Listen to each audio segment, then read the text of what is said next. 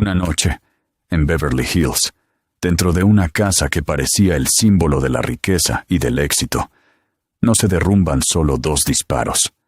Se derrumban todas las máscaras de una familia. A primera vista, esto parece sencillo. 2 hijos, 2 padres, una noche sangrienta. Pero el caso Menéndez pertenece a esos expedientes oscuros que demuestran que nada de lo que parece simple es realmente simple.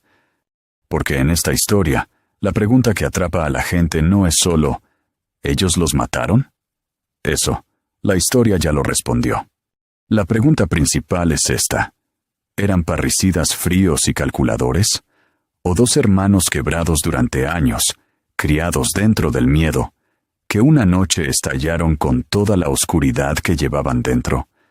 Y la parte más inquietante es que, incluso después de décadas, esta pregunta sigue dividiendo a la gente en 2.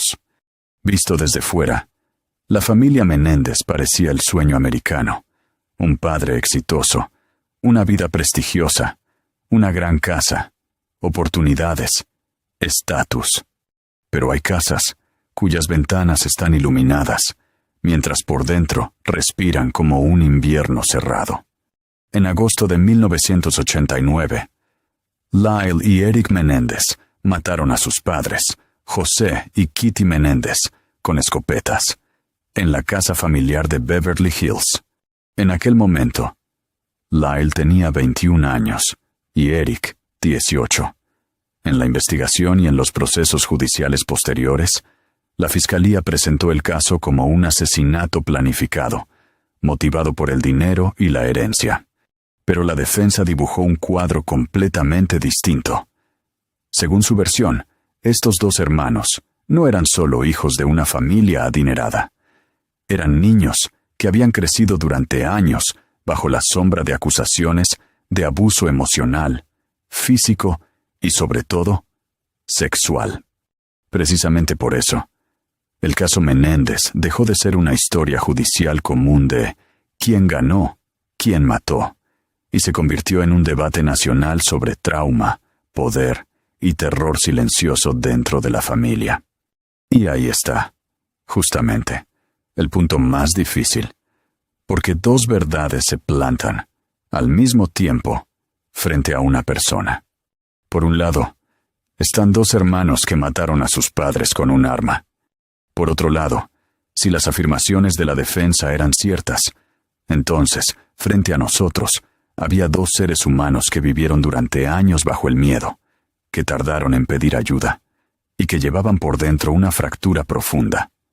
En casos así, la sociedad casi siempre busca una respuesta cómoda.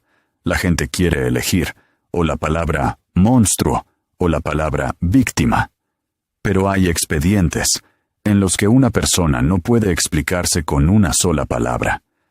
La primera gran ventaja de los hermanos Menéndez, a primera vista, terminó volviéndose en su contra, porque eran ricos, vestían bien, venían de una vida cara, y ante la cámara parecían fríos. Y la sociedad, muchas veces, piensa así: si desde fuera pareces fuerte, entonces el caos que llevas dentro debe permanecer invisible. Su primer juicio comenzó en 1993 y se celebró ante jurados separados. Ninguno de los 2 jurados logró llegar a un veredicto unánime, es decir, el caso quedó bloqueado. Y eso demostraba que el asunto no era solo jurídico, también en el plano emocional y moral. El país no miraba este caso con una sola respuesta. Luego llegó el segundo juicio, y el tono de todo cambió. Esta vez, gran parte del material de la defensa relacionado con las acusaciones de abuso y algunos testimonios de familiares fueron severamente limitados, o ya no tuvieron el mismo lugar dentro del proceso. En 1996, ambos hermanos fueron declarados culpables de asesinato en primer grado y condenados a cadena perpetua, sin posibilidad de libertad condicional.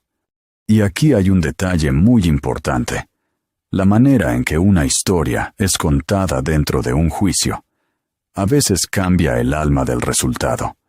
Es el mismo hecho, pero en una versión oyes más el miedo y, En la otra, el plan. En una versión, destaca la presión oculta dentro de la familia. En la otra, el motivo económico y las conductas posteriores ocupan el centro. La imagen presentada por la acusación era dura. Según su planteamiento, los hermanos habían actuado impulsados por el peso de una herencia de millones de dólares. La defensa, en cambio, sostenía que no se trataba de codicia material, sino del quiebre interno provocado por un miedo acumulado durante años y por una vida entera vivida bajo control. Ahora, detente un momento y piensa, ¿cómo valoras a una persona? ¿Por la noche más dura de su vida? ¿O por todos los años que vivió antes de esa noche?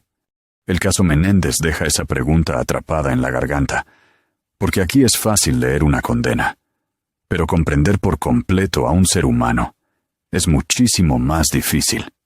Las conductas posteriores de estos hermanos también alimentaron, durante años, las sospechas de la gente. Los gastos que hicieron tras la muerte de sus padres, los objetos que compraron, la comodidad aparente que proyectaban hacia afuera, fueron elementos que reforzaron la posición de la acusación. Para alguien que lo observara desde fuera, aquella imagen no transmitía profundo dolor, sino una sensación de distancia emocional. Pero hay una verdad que los especialistas en trauma repiten con frecuencia. Una persona que atraviesa un estado de shock no siempre actúa como esperamos. A veces se queda paralizada donde debería llorar. A veces parece mecánica donde debería mostrar miedo. Y en ocasiones intenta parecer normal, porque el cerebro aprende con el tiempo otro lenguaje para adaptarse al peligro. Y justamente en esa pregunta se encuentra el centro de toda la controversia alrededor del caso Menéndez. Aquel comportamiento que vimos, ¿era un indicio de responsabilidad o la huella de una psicología profundamente dañada? En esta historia, la figura del padre se convirtió en un núcleo especialmente oscuro. José Menéndez era descrito como un padre fuerte, severo, controlador. Pero la defensa afirmaba que esa severidad no era solo disciplina, sino un sistema de poder construido sobre el miedo, el silenciamiento, la vergüenza y una presión constante. El papel de la madre, por su parte, añade una capa todavía más inquietante al caso, porque en expedientes como este, muchas veces la pregunta no es solo ¿quién causó el daño? La pregunta ¿quién vio y decidió callar? Pesa exactamente igual. Las discusiones sobre Kitty Menéndez también permanecieron, durante años, dentro de esa misma sombra. ¿Era una madre protectora o una parte más del silencio que habitaba dentro de la casa? Precisamente por eso, este caso sacude tanto a la gente, porque aquí existe una contradicción brutal entre la imagen de familia ejemplar y la posibilidad de una casa gobernada por el miedo. Y la sociedad, en situaciones así, muchas veces cree en la apariencia, mientras que las fracturas silenciosas del interior, o las ve demasiado tarde, o no las ve en absoluto. Pasaron los años, y los hermanos Menéndez siguieron en prisión. Pero el caso no se apagó.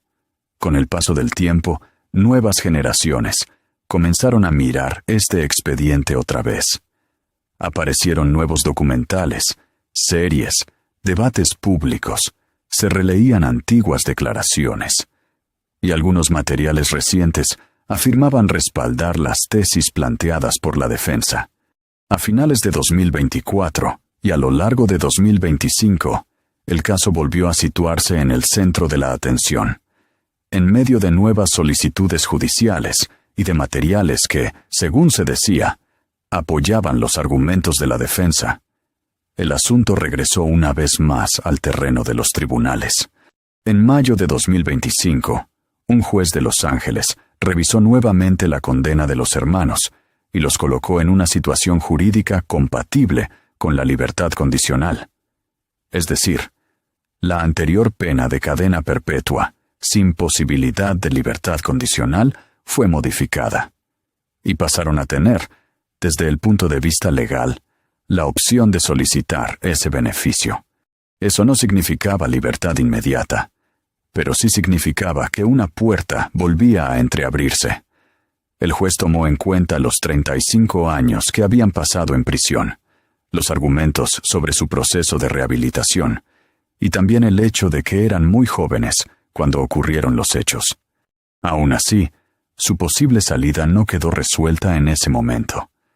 La decisión final siguió dependiendo de un proceso separado de libertad condicional y de resoluciones a nivel estatal. Después llegó otro giro. En agosto de 2025, primero a Eric y luego a Lyle, se les negó la libertad condicional. A ambos se les dejó abierta la posibilidad de volver a solicitarla 3 años después. Es decir, la historia judicial todavía no se ha cerrado, simplemente ha pasado al siguiente capítulo. Y estos hechos, por sí solos, ya explican por qué el caso Menéndez sigue vivo.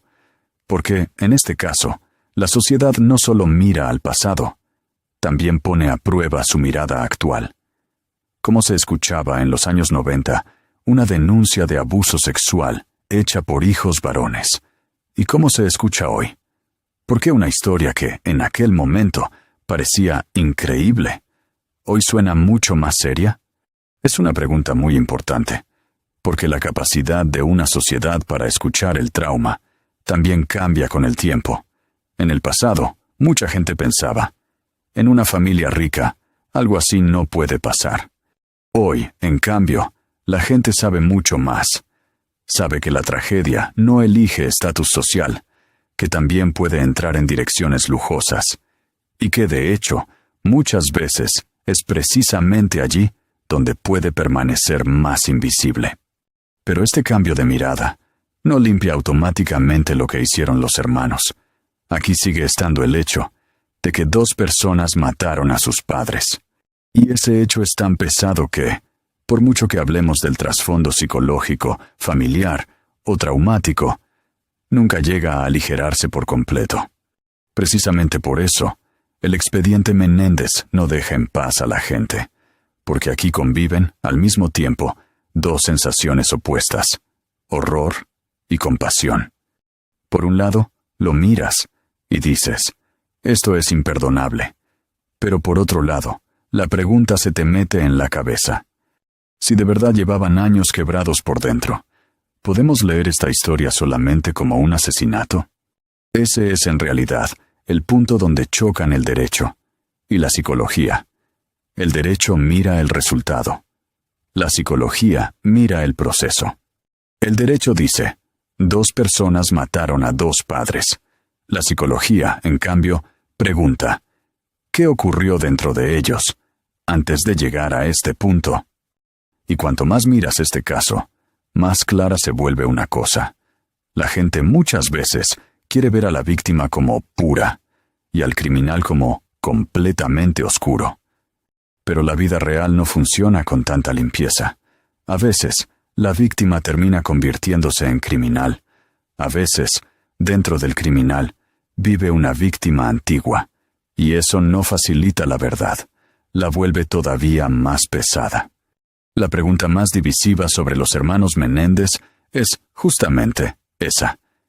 Eran 2 asesinos inteligentes, manipuladores, que sabían actuar. ¿O eran 2 hermanos traumatizados, a quienes no se escuchó durante mucho tiempo? Porque no parecían convincentes. La sociedad no consigue dar una respuesta completamente unánime a esta pregunta, porque ambas partes tienen elementos capaces de sacudir a cualquiera. Creo que la lección más aterradora de este caso se esconde en una sola frase. A veces, una persona puede ser culpable y al mismo tiempo estar herida. El problema es que a la sociedad no le gusta cargar con esas 2 verdades a la vez. Por eso decide rápido, etiqueta rápido, y elige rápido un lado cómodo. Pero hay expedientes en los que no existe un lado cómodo, y el caso Menéndez es exactamente así. No te deja descansar dentro de una sola condena. Te obliga constantemente a dar un paso atrás y preguntarte, ¿cuántos años había detrás de aquella noche? ¿Cuánta verdad había dentro de ese miedo? Y nosotros, si valoramos todo solo por la apariencia, ¿qué volveremos a dejar escapar? Tal vez por eso este caso no muere ni siquiera después de décadas, porque aquí no se trata solo de dos hermanos. Se trata de cómo funciona el poder dentro de una familia, de cómo el trauma transforma a una persona, de a qué dolor decide creer la sociedad, y a qué dolor llega tarde. Y ninguna de esas preguntas se cierra por completo, con una sentencia judicial. Y al final, uno sale de este expediente con una sensación fría, porque el caso Menéndez nos dice que, a veces, los crímenes más espantosos no empiezan en la calle, empiezan dentro de la familia. Y, a veces, el gatillo se aprieta una noche, pero la verdadera destrucción fue construida muchos años antes. Por eso la pregunta sigue abierta. Sí, eran parricidas, eso la historia no lo ha borrado. Pero, ¿eran solo parricidas fríos? ¿O hermanos que cargaban las huellas de un abuso invisible durante años? El caso Menéndez, precisamente por eso, no se olvida, porque aquí hay una condena, pero no hay descanso.